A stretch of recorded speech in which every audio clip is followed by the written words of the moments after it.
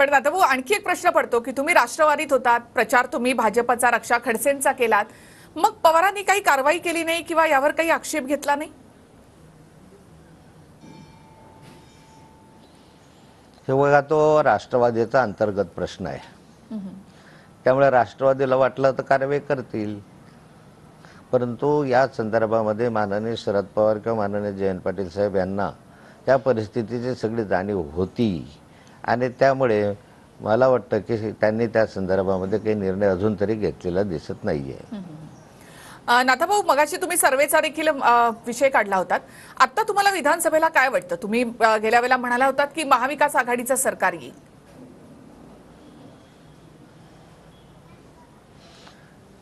ते एकंदरीत जे महाराष्ट्रामधलं वातावरण पाहता आहे, महायुतीमध्ये एक भीती वाटते आणि म्हणून निवडणुकीच्या तोंडावर वेगवेगळ्या योजना आणण्याचा प्रयत्न करत आहे.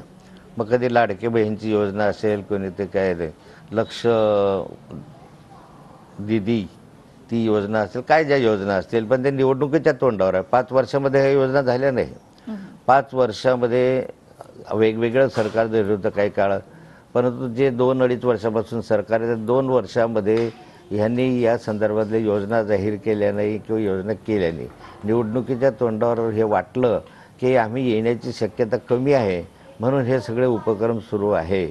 आज महाविकास आघाडी जोरावर आहे. महायुतीच्या संदर्भामध्ये आज जर पाहिलं तर जनमानसामध्ये एक नाराजीची भावना आहे. जे काही चित्र अनुभवलं त्यांनी गेल्या काही वर्षामध्ये ते त्यांना न पटणारं आहे आणि त्यामुळे मला तरी असं वाटतं की महाविकास आघाडीचं सरकार राज्यामध्ये येईल.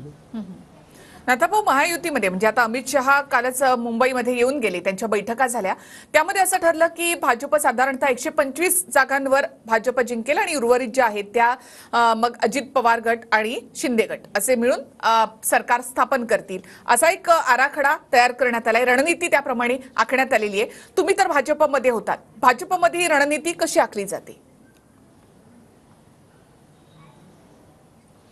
हे मी भारतीय जनता पार्टीमध्ये होतो आणि मी साऱ्या महाराष्ट्राला सांगू इच्छितो की 2014मध्ये या भारतीय जनता पार्टीच्या निवडणुकीचे सारे सूत्र माझ्या हातामध्ये होते. मी अनेक लोकांना त्या कालखंडामध्ये प्रवेश दिला होता. खूप मोठ्या प्रमाणावर भारतीय जनता पार्टीमध्ये काँग्रेस आणि राष्ट्रवादी काँग्रेसचे नेत्यांना मी प्रवेश देऊन त्यांना तिकीटच दिले होते. ज्या ज्या ठिकाणी भाजप कमजोर आहे त्या ठिकाणी नवीन माणसं आणून त्यांना तिकीट देऊन त्यांना निवडून आणण्याच्या संदर्भामध्ये एक रणनीती तयार केली होती. ते निवडून आले. मी महाराष्ट्राला सांगू इच्छितो की एकनाथ खडसे ज्यावेळेस निवडणुकीचा सूत्रधार होता, या 2014ला देवेंद्रजी माझे सहकारी होते. त्या कालखंडामध्ये 123 आमदार आमचे निवडून आले होते.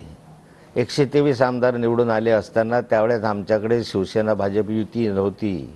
आमच्याकडे केंद्रामधलं सरकार नुकतंच आलेलं होतं. आमच्याकडे गोपीनाथ मुंडे नव्हते.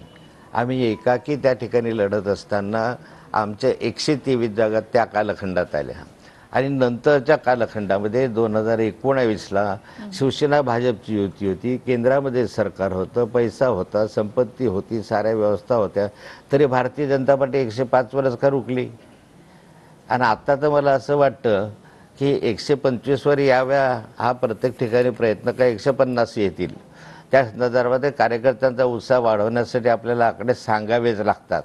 काही मग भारतीय जनता पार्टी असं म्हणणार नाही की मी 60 वरच थांबणार आहे, असं होऊ शकत नाही. कोणताही पक्ष असं सांगू शकत नाही. म्हणून कार्यकर्त्यांचा उत्साह यावा म्हणून ते गणितं लावले जातात की 125चा आमचा आकडा येईल, मग आम्ही भाजप बरोबर शिंदे गटाला घेऊ, मग अजित पवारला घेऊ आणि मग आपलं सरकार येते. ते सांगावंच लागतं. पार्टीच्या नेत्यांनाही सांगितल्याशिवाय मॉरल कसं वाढेल? बरं नाथाभाऊ, एक शेवटचा प्रश्न. देवेंद्र फडणवीसांचं ठीक आहे की ते मुख्यमंत्री देखील राहिलेले आहेत, उपमुख्यमंत्री आहेत, भाजपात त्यांचं वजन आहे, मात्र गिरीश महाजन तुमचा पक्षप्रवेश रोखू शकतात किंवा एवढा नड्डांवर दबाव टाकू शकतात?